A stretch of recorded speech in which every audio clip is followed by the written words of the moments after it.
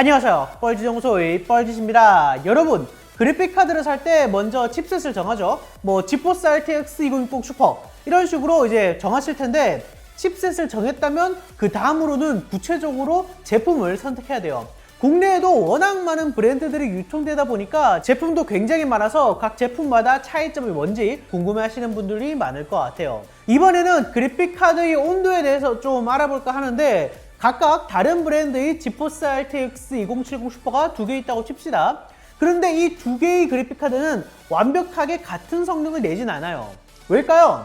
일단 핵심적인 성능을 내는 칩 자체는 똑같아요. 그럼 어디서 차이가 나냐? 크게 두 가지가 있는데, 하나는 팩토리 오버클럭이에요. 3D 연산 성능을 내는 거는 쿠다 코어인데, 이 쿠다 코어의 연산 속도, 즉 클럭의 차이가 있는 거죠. 팩토리 오버클럭은 엔비디아가 이제 제조사한테 칩을 주잖아요. 그럼 이 제조사는 이 오리지널 클럭보다 임의로 좀 더 끌어올리는 거예요. 그래서 그래픽카드를 보다 보면 팩토리 오버클럭 적용, 이런 그래픽카드들이 있죠. 두 번째로는 쿨링이에요. 지포스 GTX 600번대부터 GPU 부스트라는 기능이 추가됐어요. 전력 소모와 온도를 참고해서 자동으로 클럭을 올려요. 오버클럭 같은 거죠.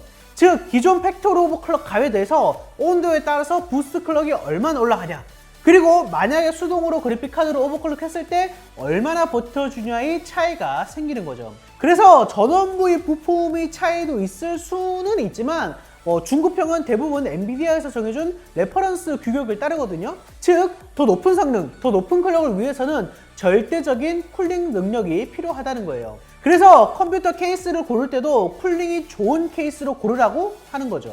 이제 테스트를 해볼 건데, 이번에 사용할 그래픽카드는 EMTEC의 지포스 RTX 2070 슈퍼 터보젯이에요. EMTEC의 RTX 2070 슈퍼 중에서는 최상위에 있는 제품이고요. 그 말인 즉슨 쿨링 능력이 뛰어나다는 거죠. 95mm 큰 팬 2개로 구성이 되어 있고, 굵기가 좀 되는 8mm 히트 파이프 4개로 구성이 되어 있어요. 여기 보시면 아시겠지만 히트싱크 두께도 굉장히 두껍죠. 그래서 테스트할 거는 총 3가지인데요. 동일한 라인업이지만 쿨링 설계와 부스트 클럭이 다른 두 개의 그래픽카드를 비교해 볼 거예요. 바로 이 엔비디아의 파운더스 에디션과 터보젯을 한번 비교를 해볼 건데, 파운더스 에디션은 부스트 클럭이 1770MHz라서 터보젯이랑 45MHz 정도 차이가 나네요. 쿨링 능력도 히트싱크 높이에서 보시면 아시겠지만 꽤 차이가 나죠. 먼저 이 터보젯과 파운더스 에디션이 성능과 온도 차이를 확인해 볼게요.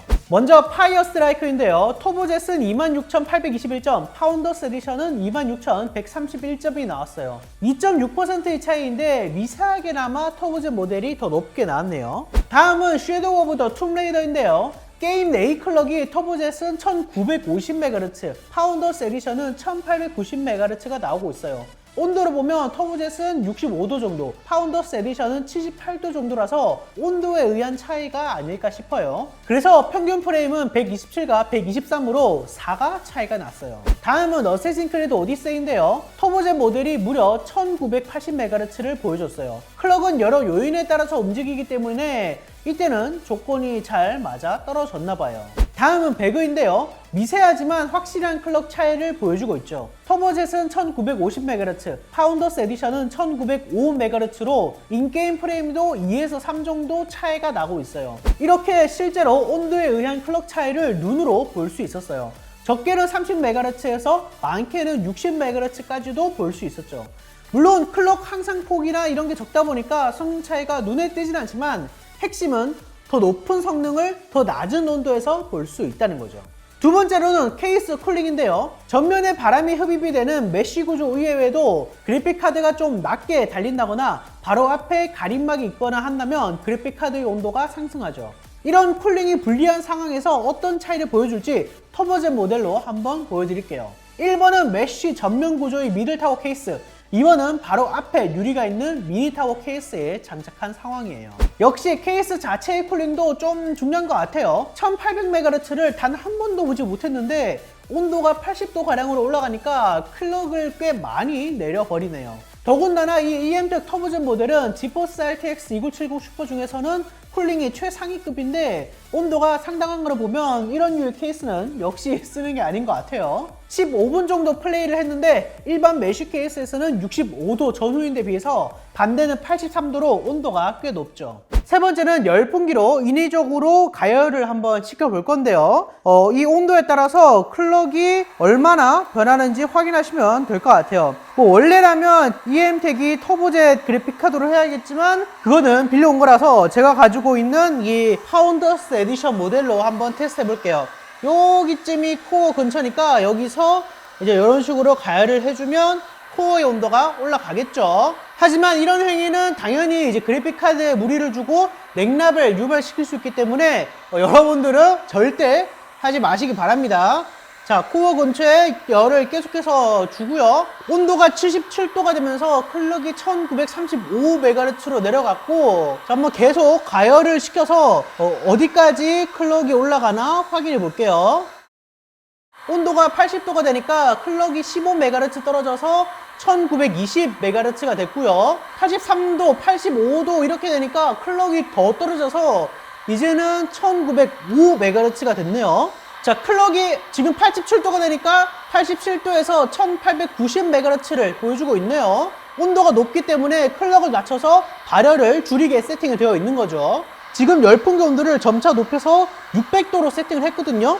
그래서 그런지 빨간불이 나온다고 말씀드리려고 했는데 지금 그래픽카드 온도가 87도 정도가 되니까 자동으로 컴퓨터가 다운이 됐어요. 90도가 안 넘게 세팅이 되어 있는 것 같고, 그리고 자동으로 재부팅을 시도를 하고요. 이렇게 자동으로 꺼지는 온도를 기본적으로는 이제 브랜드가 설정하지만 사용자가 외부 프로그램으로 좀 더 늘릴 수도 있으니까 참고를 하시고요. 근데 그렇게 늘려도 뭐 90도까지는 안 되는 것 같더라고요. 어쨌든 그래픽카드 온도는 85도 안쪽으로 해야지 이제 안전하다고 보면 되는 거겠죠. 뭐 물론 낮으면 낮을수록 제일 좋겠지만요. 즉 온도가 낮을수록 부스트 클럭이 잘 터지고, 부스트 클럭이 잘 터질수록 프레임이 더 잘 나온다는 거죠. 프레임은 당연히 높으면 높을수록 좋죠.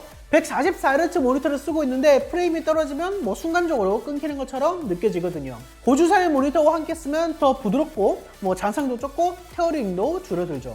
이런 성능적인 부분 이외에도 그래픽카드 같은 경우에는 메인보드 다음으로 고장이 잘 나는 컴퓨터 부품이거든요. 냉납이 가장 큰 문제인데 이게 높은 온도와 낮은 온도를 왔다 갔다 하면 납 때문에 크랙이 생겨서 화면이 잘 안 나오는 고장이에요. 기본적으로는 온도가 낮을수록 이런 냉납이 올 확률이 적기 때문에 고장이 날 확률도 줄어들죠. 지금까지 보여드렸다시피 파운더스 에디션이랑 비교해도 큰 차이가 나고, 쿨링이 좀 되는 케이스에서 이제 풀로드를 시켜도 70도 초반 정도로 매우 안정적인 온도와 높은 클럭을 보여주죠. 전면에 T자로 되어 있는 디자인도 개인적으로는 마음에 들고요. 더군다나 EM택이면 믿을 수 있는 사후 지원도 덤이겠죠. 자, 지금까지 그래픽카드의 온도와 클럭이 상관관계에 대해서 알아봤는데 확실히 유의미한 차이가 있어요.